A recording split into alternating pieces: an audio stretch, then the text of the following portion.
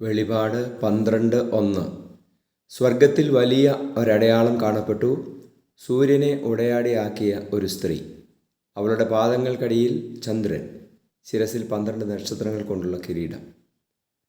പരിശുദ്ധ പരമ ദിവ്യകാരുണ്യേശ്വരയ്ക്ക് നേരവും ആരാധനയും സ്തുതിയും പുകഴ്ചയും ഉണ്ടായിരിക്കട്ടെ.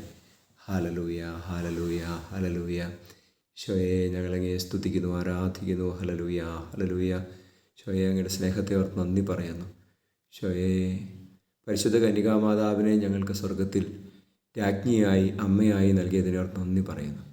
പരിശുദ്ധ അമ്മയുടെ നിരന്തര സാന്നിധ്യം ഞങ്ങളുടെ കൂടെ ഈ ഭൂമിയിൽ നൽകുന്നതിനോർത്ത് നന്ദി പറയുന്നു. ഈശോയെ, സ്വർഗത്തെ ലക്ഷ്യമാക്കി ജീവിക്കാൻ ഞങ്ങളെ സഹായിക്കണമേ.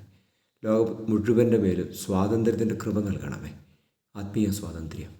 നമ്മുടെ കർത്താവ് ഈശോ മിശിഹായുടെ കൃപയും പിതാവായ ദൈവത്തിൻ്റെ സ്നേഹവും പരിശുദ്ധാത്മാവിൻ്റെ സഹവാസവും നിങ്ങളോടുകൂടി ഉണ്ടായിരിക്കട്ടെ, ഇപ്പോഴും എപ്പോഴും എന്നേക്കും. ആമേൻ.